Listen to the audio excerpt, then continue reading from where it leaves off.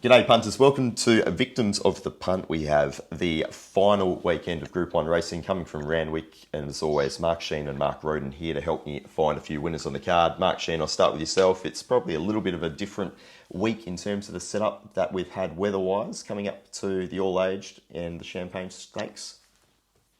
Yeah, we had good weather early in the week, but we did have torrential rain here on Wednesday morning, which probably put the track back a little bit. But a sunny day yesterday, sunny day again forecast today and again on Saturday. So should be an improving track, although they did put out a heavy 9 again this morning, so no improvement from yesterday's reading. Penetrometer would suggest it's on the cusp of maybe an 8, and fingers crossed it might even get slightly better than that. But obviously it's had a lot of rain over the last couple of months. Yep. Mark Rhoden, are you going in with any idea or any predetermined thoughts on how the track might play? I think with the rail going out so far to 8 metres, that on pace would be preferred. Maybe not essential, but certainly preferred. I think inside gates will be okay. I made that mistake last week trying to avoid the inside few gates. I think they'll be okay, but I suspect, seeing the amount of rain they've had and the amount of racing they've had, we saw how chopped up the track was last week, that they'll be, I think, getting off the fence in the straight, but fence and run might be okay. Okay. We're going to preview races 3 through 8. We'll start off with race 3, which is the Frank Packer Plate. In terms of the market, Straight Aaron is favoured at $2.05. You've got $11 for Lukey Luke, $13 then for Raging Bull, Inverell and Jal Murray, $14 for Morris's Me Dad and War Eternal. Mark Shean, what are you thinking of the favourite here in race 3?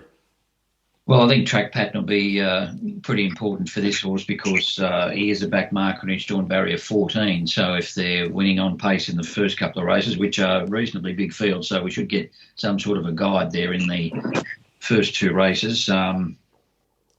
Look, I think he's the best horse in the race by quite a long way.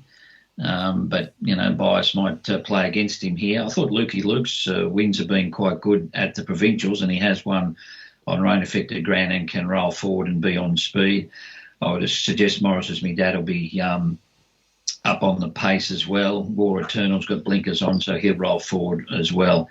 Favourite will probably need a bit of luck, but if the track is fair, I still think he's probably a good bet at evens. Okay. Mark Rhoden, what price do you have here for the favourite? Again, it depends on track pattern, but if it's even close to fair, I've actually got him $1.90, so yep. He's close to a bet now. Look, even if it was looking on pace after 2 races, if the market wanted to risk him and bet something like $2.50, I think you just have to shut your eyes and bet, because he's a lot better than him, in my view, and getting better than even money for a horse of his apparent quality against a field like this, I think is pretty luxurious. And if the track pattern beats him, it beats him. But I think you're getting something like $2.50 about a coin flip. You just have to put the chips in and hope for the best. Okay. Good push there for the favourite there in race 3. The Frank Packer Plate will go to race 4, which is the Champagne Stakes. Group 1 over the mile, and Fireburn is $1.55, best available Friday morning. She's Extreme, $4.20. You've got $8 around Williamsburg, $12 to $13 for Let's Roll the Dice. Mark Shean, Fireburn, your thoughts here? No, I couldn't bet against her. She seems to have the best turn of foot again. There doesn't appear to be any tempo on the race, but that was the same in the sides where they didn't look like they were going to go quick, and she came from a position there where She's Extreme looked to have the race won, and in 2 strides, Fireburn raced away and beat her comprehensively again. Small field's probably in her favour. Won't have to be that far away, so even though she's very short, she does look the winner to me. Yep. Mark Rhoden, do you have any interest here? No, probably not from a betting perspective. I'm similar to the market. It's hard not to be. She only has to turn up in one piece to win again, I think. 1,600 doesn't look like it'll pose any problems at all, and she's got the best sprint in the race. So, it's didn't take out job, but things can go wrong. I don't think Napa will take $1.60 or shorter, but I certainly wouldn't be backing anything to beat her. Okay, race 5 is the Carr Stakes, Group 3 over 1,400 metres, and Espiona best you're getting is $1.85 from Comrade Rosa at $7.50. Party for One is $10, Capistel $14, Dalcini $16, as is Festival Dancer. Mark Shean, your thoughts here on the favourite?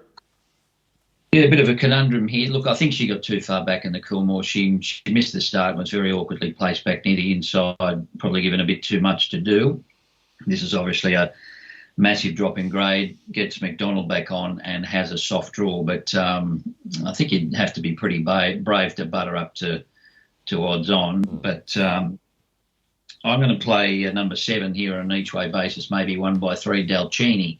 I thought this had no luck behind Heresy the other day. Was dropping back from a mile, didn't really run that distance out at Goulburn, was left in front, fair way from home, got swamped late, and then back to 1,200 metres and thought was quite luckless in the run. Checked at the start, checked at the top of the straight, and I think back to 1,400 metres and there's a bit of value. So, yeah, I think the favourite's just a bit too short for me to want to back it. So I'm on number 7. Okay. Mark Rhoden, any play for yourself? Probably not. If they risked Espiona, a bit similar to Straight Aaron, I think. I just think on raw ability, at their best, she's a lot better than these. I mean, if you just rule out the last run, which, I mean, if you've been backing her, it's hard to do because she's been a costly horse this prep. But even those runs before the last start failure were good enough to win this pretty comfortably, I think. So I'm not looking to bet around her. I mean, yeah, I can see that making a case for something at bigger odds like Dalcini, like Mark has, but, you know, the second biggest Comrade Rosa, it gets back. It's $7. I mean, it's not a bet, is it? You know, then you're out to the ones at double figures and better. So I think I'll just wait and see what price they want to bet Espiona.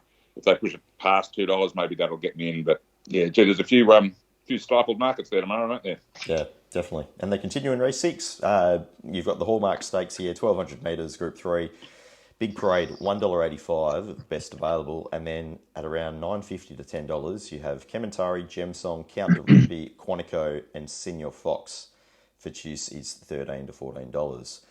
Mark Shean, your thoughts here in race 6? Well, he does look to get a very soft lead here. There's absolutely no pace in the race. He looks to get control. I know in a past life he has been very inconsistent and some of his second up runs have been pretty ordinary, but he does seem to get all favours here. You know, Gemsong was a good winner first up, but they went mental in front. Yeah. This is going to be a totally different setup to the Newcastle race. And then you got old mate Kementari, who does go good fresh, but he's got a lot of convictions. He's been in the nick more than Darcy Dugan. So he does look to win a Big Parade. If any of the younger mailbag interns or whatever watch this video, they're going to need that explained to them. I'll do that later. Very good. Mark Rhoden, your thoughts here? Yeah, picks himself Big Parade, doesn't he? Great run in the Galaxy when he really wasn't well weighted and fought on right to the line, just nutted by good old Shelby. And the map says he's just gets his own lead, and that should be the end of the section. Quantico's a nice horse, but I think he wants dry, really, even though the track may be on the improve. They've scratched him before when the ground's been affected, so yeah, be wary of him. And then, yeah, the others get back. I quite like Kementari's trial, but he could be last in the run. He often gets a long way back. Gemsong, Mark covered. Trumbull, I think, is completely gone. Count de Ruby's an interesting one. His best is quite good, but and he's been in 2 really unsuitable races so far. So maybe some improvement from him out of gate 1, but certainly not backing him to beat the favourite. Okay. Race 7 is the JRA Plate over 2,000 metres. Ice Bath is favourite. Looks like the best available is $4.20, just narrowly ahead of Polly Gray at $4.60. You've got Moroni at $5, $5.50 for Maximal, $9 for Brutality, $11 for Numerian. Mark Shean, any angle here in the JRA? Yeah, a bit of a head scratcher for me this race. So look, I've come up with Moroni just because he does like ground and he will race on speed. He's got a big weight turnover on Polly Gray from their last meet. I think about 5.5 kilos. So I think he can take up a position here with Harmony Rose coming out. There doesn't look to be a lot of speed in the race. Maybe it won't matter. They might be all over the shop by race number 7. But just thought he set up well here. Ice Bath is 3 weeks in a row, 59 and going to 2,000 for the first time. So there is some question marks there, but the last 2 runs have been good. Polly Gray, obviously a good wet tracker. Not sure about Brutality, and I think Maximal only trialled fairly to me the other day. So a question mark for me. So I thought Moroney had sit in a good spot and be hard to beat. Okay, Mark Rhoden, any angle here for yourself? No, I really don't like this race, to be honest. Ice Bath is going really, really well. This is we're getting into afterthought territory here, surely. 2,000 is unknown quantity as well. Someone told me the other day that she worked really well on Tuesday. For what that's worth, probably absolutely nothing. But so that's why they're bobbing up here again. I think she can win, but I'm not backing her as favourite. In fact, I'm probably never backing her again, to be honest. I think I've done my dash with her. Polly Gray's a great wet tracker. Moroney, out of the same race Mark mentioned, and Look, Maximal's got some great raw figures, but we don't know how well he's going. And then Brutality, wet tracker, who they still haven't put blinkers on, have they? Brutality, I don't think. No. So yeah, he's really he's probably been run a little bit out of his grade, but he hasn't really delivered this prep. I've got Ice Bath on top for the record, but I don't want to back it. That brings us to the all-aged. Group 1 over 1,400 metres, and basically 3 horses, all joint favourites. $4.80 for Forbidden Love in the Congo and Moanga, $11 for Tafane, Ellsberg's 13, Cascadian is likewise nimbly around that $14 mark, as is Sierra Sue. Mark Shean, thoughts here? Interesting race. Looks to be good speed here.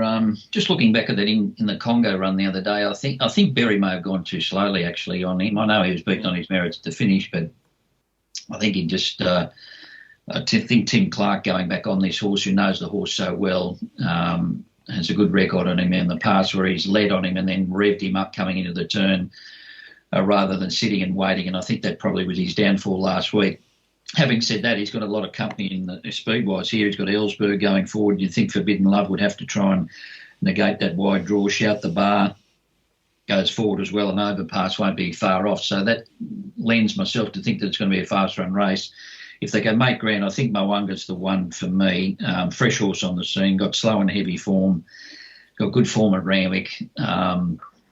And he hasn't had his testing runs on the ground of late. So going for the fresh horse on the scene there, Moanga. As I said, I think in the Congo will be much better in this race over 1,400, but it depends how much pressure he's got to soak up in the run. I'm not sure about Forbidden Love. That's an awkward draw. She's had a lot of luck in most of her races recently. Just didn't run the mile out the other day, but she's going to need luck early for mine. Okay. Mark Rhoden? Yes, I don't like Forbidden Love in this. That's my starting point. I wanted to give In the Congo a chance, but the point Mark alluded to about the pressure up front just puts me off slightly. Although I think the other point's correct as well. I'd probably prefer him with 2 or 3 running along out in front than trying to hold them up and stash. I mean, I was speaking to Rob pre-race last week before the Arrowfield, and I thought he ended up backing Marzu, and I said, I think a sit sprint will suit Marzu better than in the Congo, and it did turn out that way. So I think he's certainly a chance in the Congo. Moanga, I think deserves to be favourite. He's currently, joint favourite, but I think he probably starts favourite if sitting midfield isn't a disaster. And another one in the same boat, I think might actually get an okay run if it can get in from its barriers to Tafane, who started much shorter than Moanga at Caulfield. Moanga was first up that day, admittedly. But she's peaked numerous times in Group 1 1,400-metre races over her career. I know this is their last start. I was looking to go out in a high, and I thought I could have a small bet on her at double-figure odds. But, again, it goes for pretty much the whole card. I'm either not overly confident or they've nailed the price of the favourite, and this is another case that I'm not overly confident. Okay. All right, that brings us to the end of the preview. I'll get your best play on what's a narrow card to be playing. Mark Shean, your thoughts? Yeah, look, there's a lot of shorties in those races that we've mentioned. I've had one bet early. I backed in the midway contributing factor, race 2, number 11. I thought it should have won at Newcastle the other day, got into an awful spot, and gets Bowman in the saddle. The other joint favourite there is Mahogany, or that's how it was pronounced in England anyway. I'm not sure that we can pronounce it Mahogany in Australia, but look, he's an emergency and also accepted for Monday, so I'm not sure if he gets a run. But I think contributing factor looks hard to beat on that last run at Newcastle, where we're most unlucky. Okay. Mark Rhoden, what's your best play? Yeah, I've only had one bet too. It is also in the midway, but it's not contributing factor. It's number 6, Straub. okay first up at Newcastle, and its best run last prep was from McDonald. I think it was first up that day, but just McDonald on is... Well, McDonald on at double figure odds is almost an auto bet for me, especially in an ordinary grade race, a 72 like this. So, it looks to get an okay run if they ride it. It's had a habit of missing the start, but it jumped okay last start, and if it can get it into a spot, I think it'll run well at around that $10 mark. All right, very good. Thanks very much for your time. Enjoy the long weekend to you both. We'll catch up on Monday to review the couple of cards. There's plenty of racing going on. We'll catch up at some stage next week to review all the action from the Easter long weekend. But until then, guys, go well. Thank you, Peter. See you, mate.